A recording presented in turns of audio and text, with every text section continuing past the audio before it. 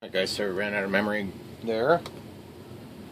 Okay, so where we left off, we were basically trying to figure out how to get our stabilization and our control surfaces all moving in the same direction. Okay? Well, that's kind of weird. I'm not sure why that is. Why are you flashing like that? Okay, there it goes. Okay, now I gotta make sure my motor's not gonna freak out. So we'll test it. I hope that thing's reliable in the air. Okay, throttle cuts on and tested. We're good there. Elevator's up. Let's just stand in the right position here. Elevator's up, down, rudder.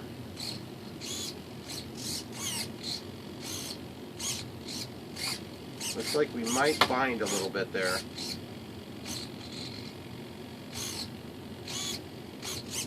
I'm going to trim that a little bit just to make sure there's zero chance. I would rather lose just a little teeny bit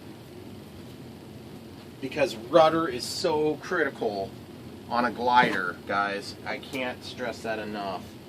If you don't have a ton of rudder on your glider, you're going to be disappointed because you're going to need it. It helps you to make the maneuvers that you want to make.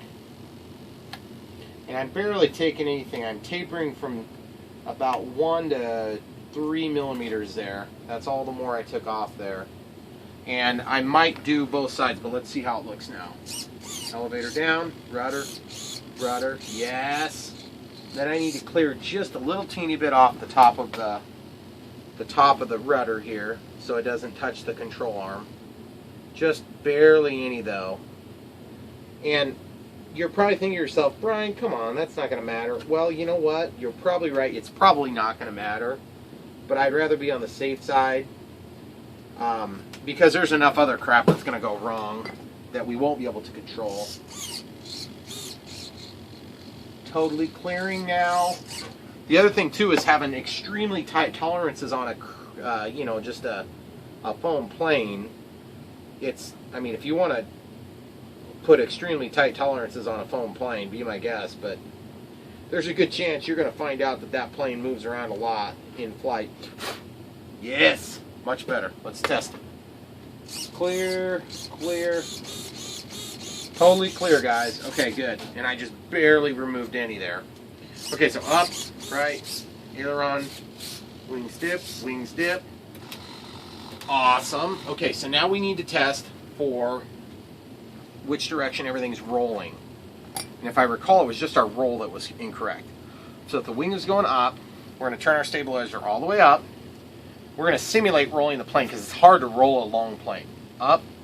Oh, stabilizer's on. Up. Okay, so it's going backward. So as I lift this, the aileron should go up to fight it. Now, if I lift the nose, the elevator should go up. Nope, that's wrong too. So it's going the same direction. Then yaw. When I rotate it this way, when I rotate the plane, the rudder's going the right way. The elevator is going the wrong way. Let's try that one more time with the battery in there. Wait. That might be going the correct way.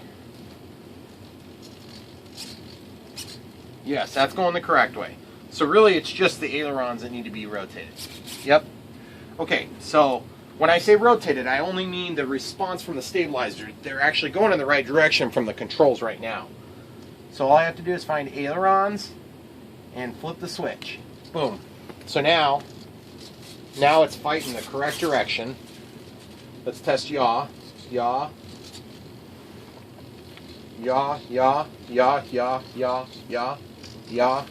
Okay, good. So everything is going the correct direction. So now at this point that we have everything going the correct direction, we can actually take and get a little bit of glue on these connectors so that things don't come undone in flight. This is just a little something I do. You don't have to do it. It's certainly not, like life or death. I suppose it depends on what the crash would cause for damage, but I wouldn't argue it's life or death at all. Okay, so that's just going to make sure that my controls don't come unplugged. And now I can go ahead and tuck this back. Get this back in here. I'm going to turn my stabilizer down some. Then I'm going to slide this back. Be careful about those antennas.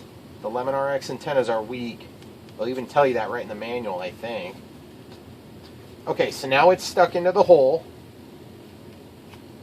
We're just, I mean, it's actually a really good fit because it's pretty much where it needs to stay. And now I just need to simulate the movement a little better. Stabilizer's all the way up. Up, up, up. Up is up. Left, right. Okay. So every control surface is easy to see except for the elevator. So one thing you can do is you can rest your hand on it, just like I'm doing here, and you can lift up the tail. Okay, it's pushing up as I lift, and it's pulling down as I push down. As I pull down. Okay, so that means that we're good on that. Okay, so the next thing we need to do is secure the Lemon RX stabilizer, and obviously it's going to include some double-sided tape. Comes with it. I'm usually not a big fan of using that. Honestly, I just am weird about stuff like that. But what I would like to do is I'd like to make it so it's pseudo-removable. But in this application, it's such an easy, tight fit there that it's tempting to just do nothing. I think doing nothing is probably the wrong maneuver. But I also would like to keep that thing flat as opposed to being at a little bit of an angle. Because this thing actually has auto leveling capability now, which is something I haven't ever seen Lemon do before. So let's see. It's going to try to level the plane. It's going to try to keep the attitude the same. It's going to try to keep the plane level. That is so cool. I can't wait to see how that works. And honestly, those things are best tested in flight. But you need to be able to shut them off if you have a problem. So remember I was talking about how I want my switches a certain configuration, so like totally off, stabilized, and then safe is what I'm going to call it, but auto leveling. So I need to get that switch, but for now, let's get this thing mounted, because that's got to get mounted no matter what we do. So why don't we do that real quick.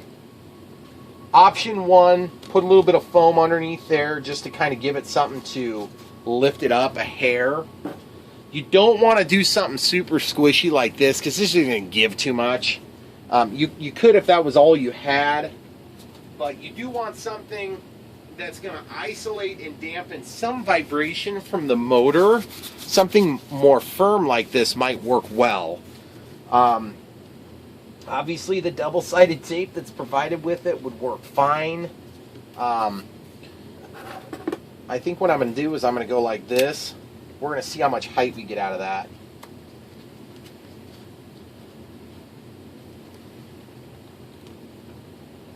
Oh yeah, that's about exactly where I want that thing.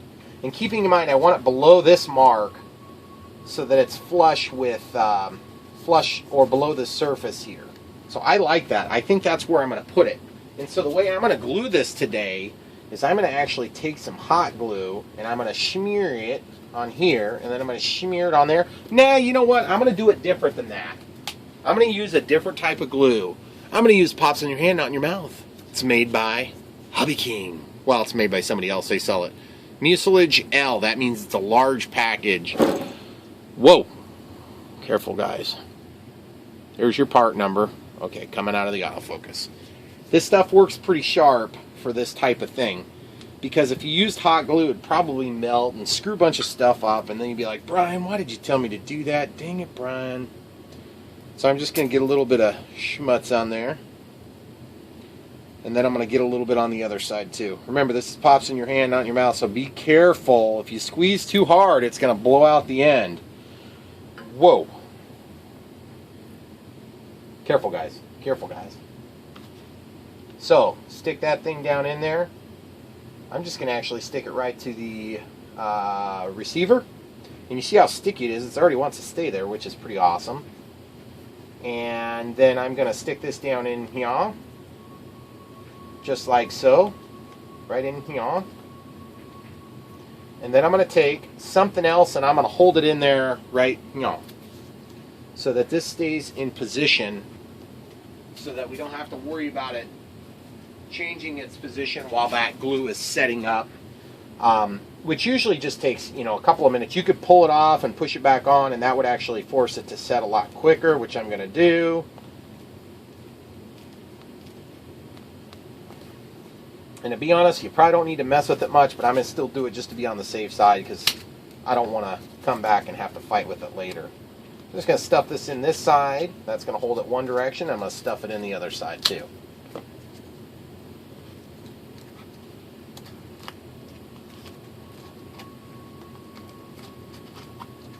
These multi-layer pieces are kind of handy. You can actually peel one layer off at a time if you were into that sort of thing. I just prefer to not mess with it and have it work perfectly on the first attempt every time. That might be a little unreasonable. So just slide that in there. Remember, this is just a temporary little pack so that we can get that glue to set up, kind of keep that in place for now. Although I kind of like it. I'm going to cut a channel so I can get around these antennae.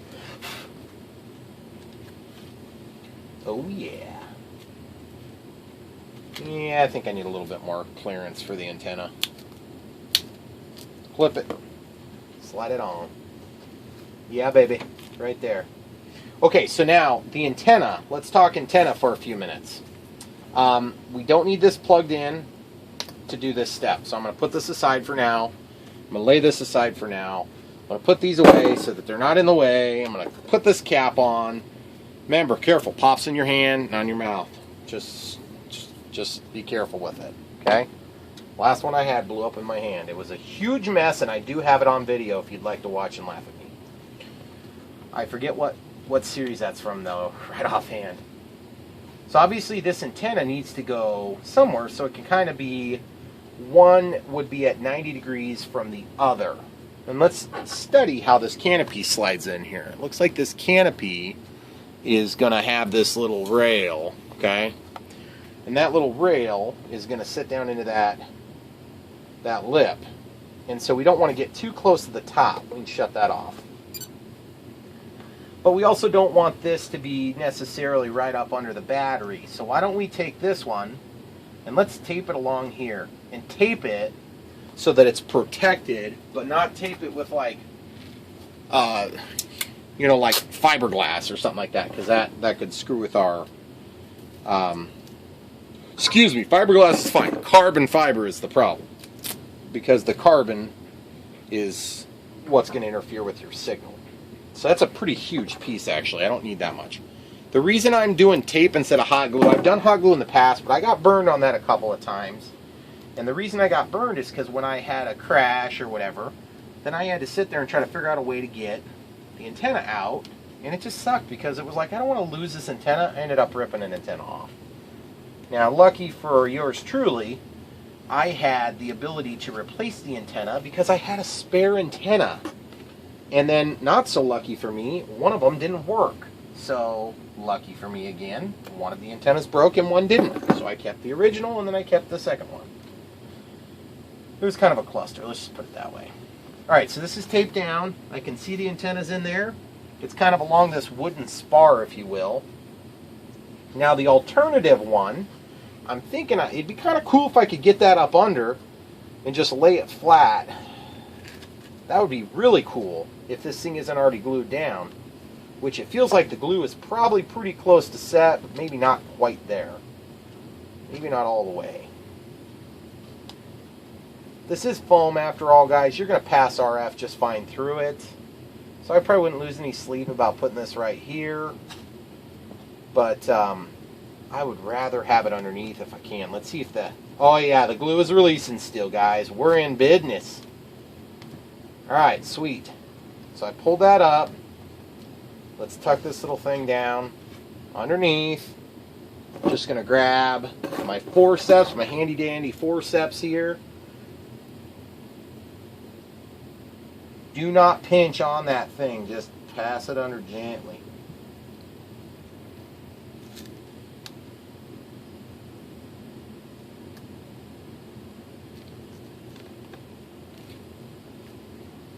Oh, come on, you little turd. now I'm having trouble finding the antenna because it looks a lot like those little pieces of glue. Oh, there it is. There it is, everybody. Everybody, it's right there. I don't know what I was even worried about. I didn't want to ruin a brand new receiver. Weird. Okay, cool. So it's over here, and so we want that to be at 90 degrees from the original antenna that we set. So we're going to actually pull some of this back. So we're going to grab that wire, very gently pull it back, straight through. Shouldn't have to worry about the glue sticking it. It's just a very thin surface. Okay, so now we can tape that right there. And it's going to be harder than I think it's going to be. I'm already expecting it to be a horrific experience, so you guys get to watch and laugh. So we got that taped. That's going to help protect our antenna. And then the second thing I'm going to do is I'm going to go for a straight screwdriver rather than the forceps for this step. And my objective is to just kind of push this over, hold it in place if I can, and then simultaneously stick them down. That is going to be near impossible. I'm putting a little hot glue on there. I've had it. It's too much time wasted on this one stupid antenna. It's just a little teeny bit of hot glue. It's going to come off okay. Stop worrying about it, Brian. Just a little bit of hot glue over here in this general vicinity. Now I can take that thing and I can stuff it in the hot glue. Just a little teeny bit of hot glue there. You can barely see the thing, I guarantee you can. Let's get you in there for a really close look. Right there. So now I can take my tape, which is currently stuck to my utensil, and I'm going to slip that down on top of it to protect it. And then I'm going to take a red marker and I'm going to mark it like this so I remember that's an antenna. Be careful. Don't chop suey. Same thing here, I'm going to mark it red. I'm going to draw the red very thick, and that red is going to help me remember that that's an antenna, not to chop it. Okay, now I'm just kind of getting messy. But still, you guys know what's going on there. So you can see the two antennas, just like that, okay? Alright, great. So I'm zooming out again. Alright, so the only thing I hate about this install so far, and I mean I really, really don't like it, is the simple fact that I got this beautiful, well-managed, you know, all my cables are neat, and all that's great.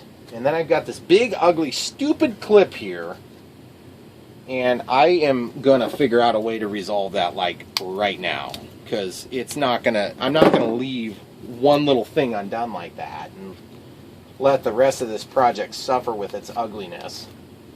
But I am going to stick these in there, though. I am definitely going to do that. Oh, that looks great, guys. Because then if the battery slips over, it's going to be protecting this receiver.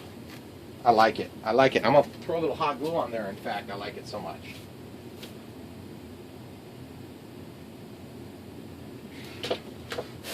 And you're thinking to yourself, Brian, wait a second. You don't want to put hot glue in there. You were using your pops in your hand, not in your mouth for that. Well, yeah, I was, but now I'm going to use hot glue because I'm getting sick of dealing with it. And the hot glue will work perfect, and it will work quickly. Whereas the pops in your hand, not in your mouth, that needs a second to work. I can still get this out. I can still peel the hot glue off just fine. And plus, that took a little bit of the height off, which is exactly what I wanted to happen. Alright, look at that. Look at that, beautiful, guys. It looks like it was designed to be like that. Except if it was designed by a Chinese company, it probably wouldn't fit. So, I take it back. It was not designed to look like that. Sorry for all you Chinese watchers who speak English perfectly. Alright. Guys, we are cruising. We are cruising. We're almost there. So I just got to figure this ugly thing out. Alright, here's another thought. Another thought. I know it's not ideal, but it's another thought. What if I just took and glued another piece in there? Such as this piece. which is readily available from your drawer where you get ready in the morning. Just pull the end off, some of it. Pull the other end off, some of it. Pull some more of that off, some more of it. Get off of me. Then you're going to have this stuff to help catch the hot glue. You're going to use this. Nah, the only problem with that is you kind of almost need it over here. Because really, you're not worried about this, which is your rudder servo, not your elevator servo. That's definitely out of the way. Your rudder servo is generally out of the way. It's mostly your gear servo that you're worried about. So maybe if I can just kind of direct it in that general vicinity, I think we'll be okay. And so what I want to do is I want to fold this thing over. I've done this on a couple of different gliders with way more tightness than this.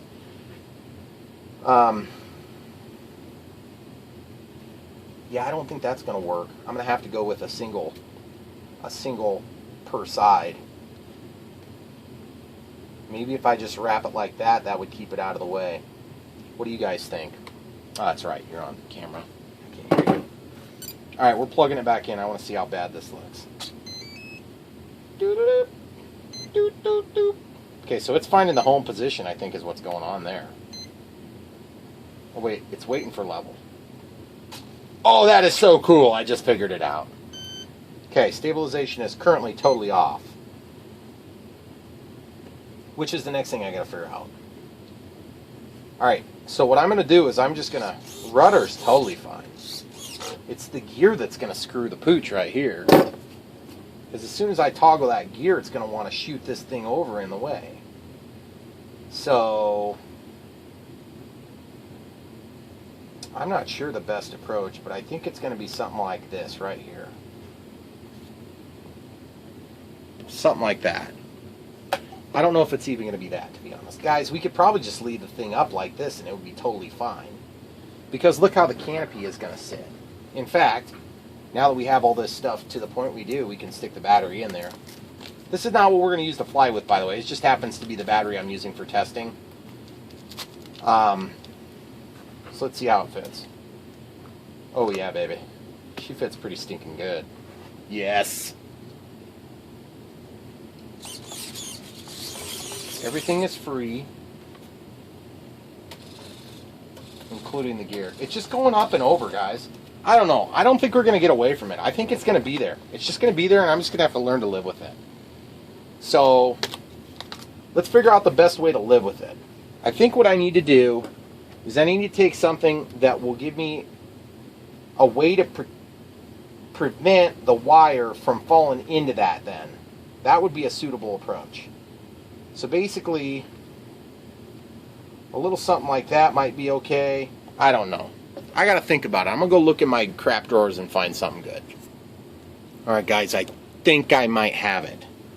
Took some more twisty tie material. Remember, this has to be removable. Okay? And I'm gonna twist it right here. I fed it underneath, and I'm gonna twist it. Now I'm gonna twist it with these pliers, which is not removable, I realize, because you know, you're not going to necessarily have this pair of pliers or whatever, okay? But it's going to be good enough for what we're doing. It's pseudo-removable. How about that? So now what we need to do is we just need to test and see if we're going to hit these wires now. See what I've done? I've just kind of walked everything back. I might do one more short little twisty tie to kind of manage this bundle here so that it doesn't touch. In fact, I'm going to do it right now. And this is why I don't like dealing with this stuff at the field. Because it's like, sure, you might have a small crash kit with a couple of pairs of pliers or some side cutters or some CA or even a little hot glue gun that runs off a battery or whatever. The point is, I don't want to have to deal with that crap. I want to get there. I want to put her in the air. I want to fly her until the batteries are dead. And then I want to come home and take care of it. Because at home I have access to air conditioning, a bathroom, my house, dinner, lunch, those sorts of things. At the flying field, all you have access to is room. And maybe some other people. Alright, cutting that off. I don't want it so long. Great. Get out of there. Alright, so we're going to see how this works now. Everything's on, throttle cut's on. Let's load the battery for now. Let's test this son of a gun.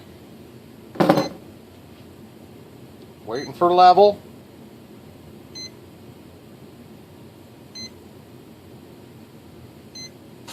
She's level. Sweet. Alright, guys. Elevator.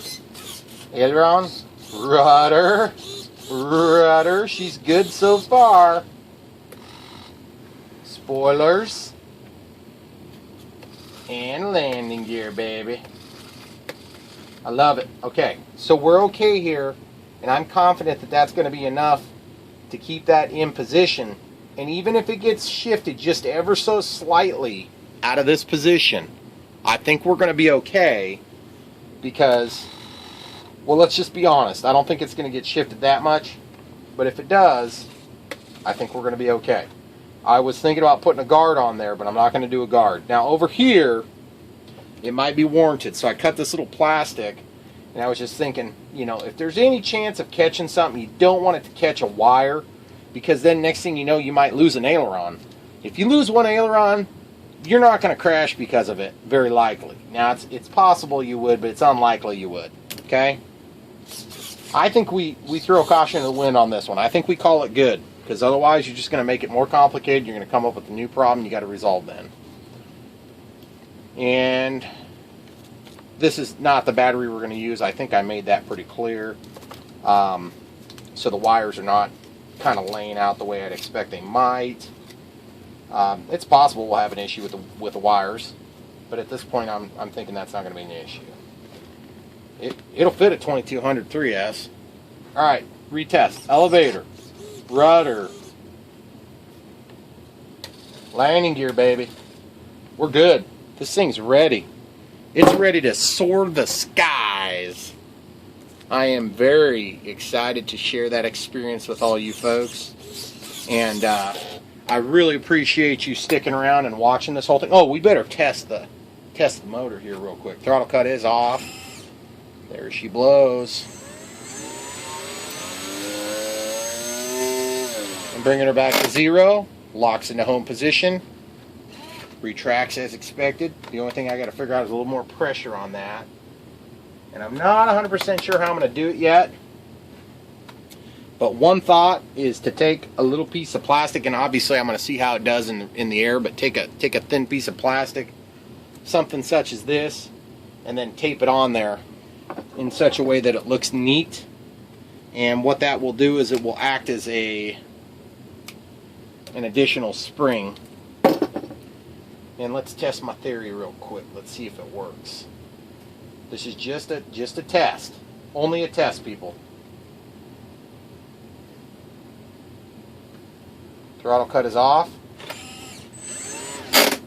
And back down she goes. Yep, didn't work with the crap. Very good. Well, anyway, thanks for watching, guys. Next time you see me, I hope to be flying this thing, and it's going to be awesome. So don't forget to subscribe. Don't forget to like. And if you want me to remind you when there's new footage available, which happens all the time, then click the bell for notifications. Thanks for watching.